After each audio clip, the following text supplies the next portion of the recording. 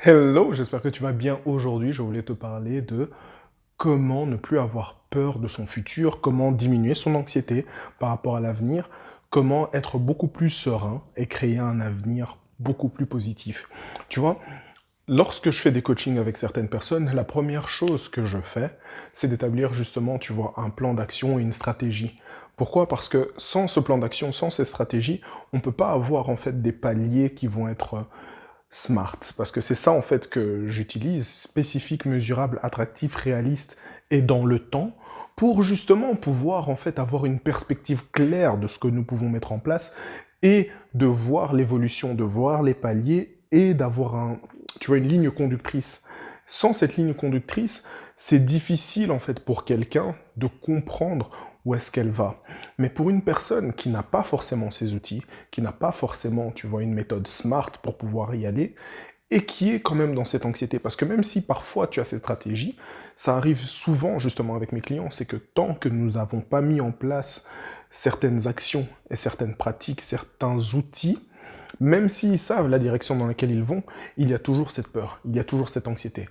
Alors qu'est-ce qui peut faire la différence pour toi dans cette vidéo? Ça, reste jusqu'à la fin, comme ça tu vas pouvoir le découvrir. Je me présente, Yannick Lassman, je suis coach expert en résilience. Mon but au travers de cette chaîne, c'est de te montrer que peu importe ton vécu, c'est pas une excuse pour passer à côté du bonheur. Et justement, ton bonheur se trouve dans le futur et tu as besoin d'avoir les outils pour pouvoir aller vers ce futur qui est brillant pour toi. Et si tu veux ces outils, donc tu likes déjà cette vidéo, tu t'abonnes, bien entendu, parce que sinon tu vas manquer le reste de toutes les vidéos que je vais faire. Et pour ne pas manquer ça, ben, tu actives la cloche, comme ça tu vas pouvoir être prévenu à chaque fois que je fais une vidéo. Donc j'en fais 5 par semaine pour le moment, donc tu vas avoir beaucoup de contenu. Ça va te faire plaisir, ok? Et comme ça, justement, tu vas pouvoir avoir tout ce dont tu as besoin pour créer la vie qui t'inspire. Première chose, c'est déjà comprendre c'est quoi la peur. La peur par rapport à l'anxiété. Parce que c'est quoi la peur? La peur, c'est une émotion. La peur, c'est un signal. Tu vois, on va tous avoir peur. On a tous peur de quelque chose. Pourquoi? Parce qu'on a peur de quelque chose d'inconnu, mais de concret. Ça veut dire quoi? Ça veut dire que si j'ai un lion qui est devant moi, je vais me dire, ouh, là, j'ai peur parce que j'ai peur pour ma vie. Tu sais déjà qu'il y a un risque, tu sais qu'il y a un danger. Comme lorsque je sortais ou que j'avais un mauvais bulletin, toutes les personnes qui ont déjà eu un mauvais bulletin ont eu peur. Peur de quoi? Peur de la réaction des parents. Et c'est pas une peur qui est infondée, c'est une peur qui est très très bien fondée. Pourquoi? Parce que on sait très bien que ça va être la misère quand on va rentrer à la maison. Et tu vois, cette peur-là de te dire, je vais cacher mon bulletin, je vais mentir, je vais le donner à la fin des vacances. Pourquoi? Ben parce que je veux profiter d'abord des vacances, et puis comme ça, ils vont pas pouvoir me punir pendant les vacances. Tu vois, tu fais des stratagèmes. Mais bon, là, on digresse. Mais si tu reconnais le truc du bulletin, donc voilà, tu mets encore plus un like ou tu mets un yep, tu vois, dans les commentaires pour le bulletin. Mais voilà, et ce que je veux dire, c'est que la peur, c'est quelque chose de concret. Et pourtant, en fait, maintenant, on n'a plus ce même genre de peur. Les enjeux sont un peu plus différents. Pourquoi? Parce qu'il y a des conséquences sur notre futur et il y a des choses que nous avons besoin de mettre en place. Et en fait, cette peur-là, elle cache une récompense. Bon, la récompense, ça allait être peut-être le pardon des parents lorsqu'on allait donner le bulletin. C'était ça qu'on espérait comme récompense. Mais aujourd'hui, en fait, qu'est-ce qui se passe lorsqu'un homme va vers une femme? Il a peut-être peur, il a le cœur qui palpite, etc. Et donc il se dit, t'inquiète, je vais y aller. Mais j'ai peur. Mais s'il y va, la plus grande récompense qu'il pourra avoir, à contrario de se faire ramasser un poteau, ben, c'est de pouvoir avoir une chance, en fait, pour son futur, avec la personne. Tu vois, si tu as peur d'aller à une interview, voilà, si tu as peur de dire non à quelqu'un, parce que tu as peur que cette personne ne soit plus là pour toi après, tu vois, mais si tu ne passes pas au travers de cette peur, ça veut dire que tu vas toujours rester bloqué, en fait, avec ton cadeau qui peut être de l'autre côté. Maintenant, c'est quoi la différence par rapport à l'anxiété? L'anxiété, c'est quelque chose qui n'est pas basé sur tes propres peurs, sur quelque chose qui est fondé. Donc ça veut dire que tu vas toujours imaginer le pire, tu vas en fait mettre ton temps, ton énergie dans quelque chose qui n'est pas fondé.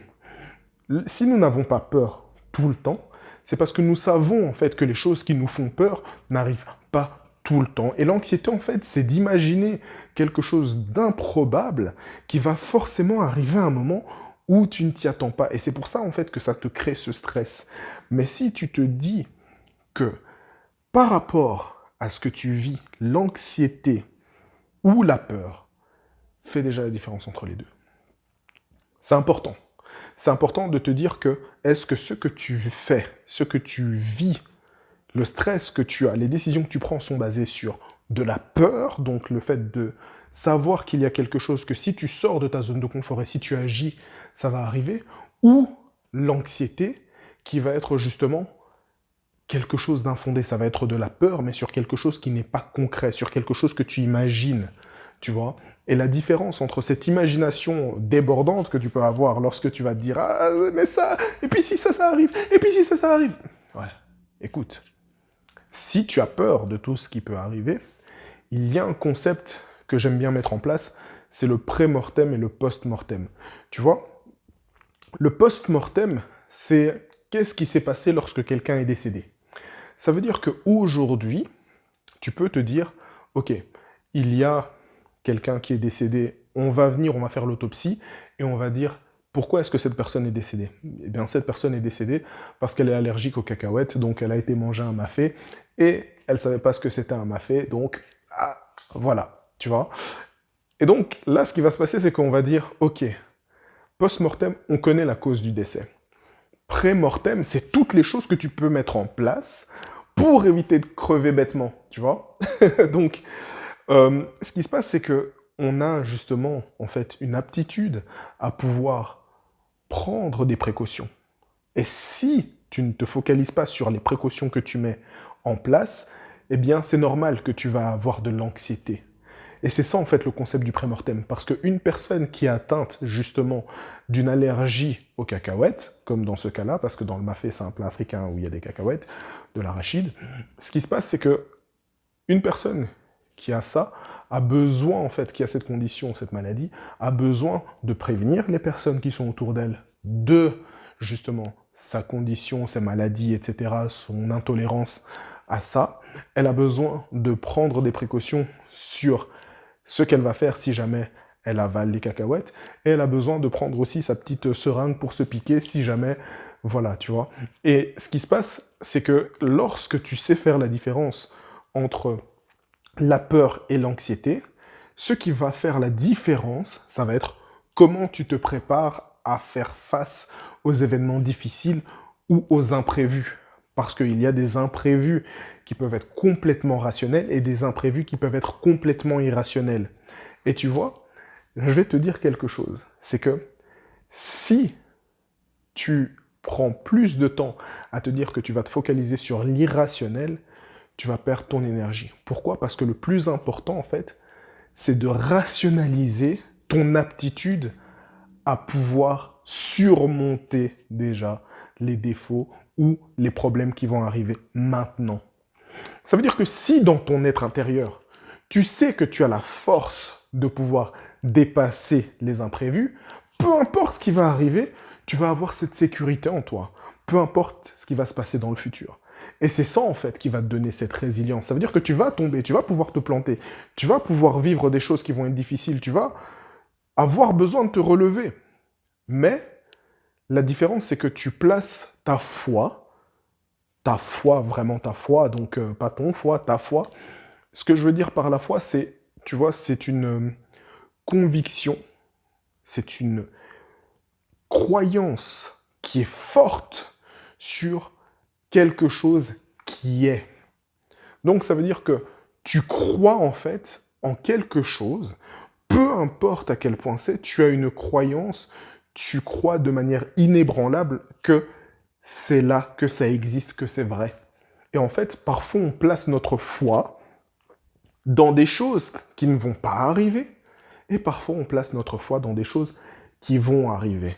Et en fait, le but, c'est de justement te dire, est-ce que j'ai envie de placer ma foi, donc ce qui va arriver pour moi, j'ai envie d'avoir en fait une croyance inébranlable sur le fait qu'il va toujours m'arriver des choses difficiles, ou que je crée en moi la possibilité de dépasser les événements difficiles, tu vois? Et c'est grâce à cette foi que tu vas faire la différence. C'est grâce à cette aptitude de voir le pré-mortem et de faire aussi le post-mortem. Bon, bref, de savoir quels sont les risques que tu encours, d'être dans des situations difficiles et de pouvoir anticiper tout ça.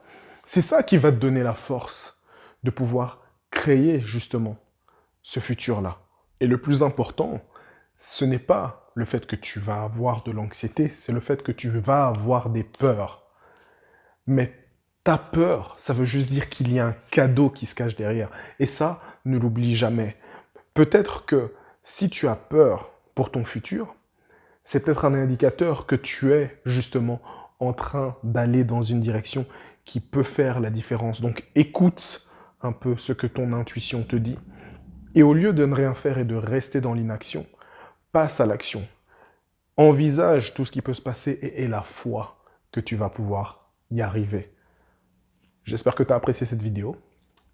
Bien entendu, partage cette vidéo à quelqu'un si tu penses que ça va vraiment l'aider. Like. Et si jamais tu as besoin de te faire aider pour pouvoir créer un futur qui est inspirant pour toi, n'hésite pas à regarder dans la description de la vidéo. Il y a des e-books gratuits. Et bien entendu, tu peux aussi travailler avec moi si jamais tu en as envie.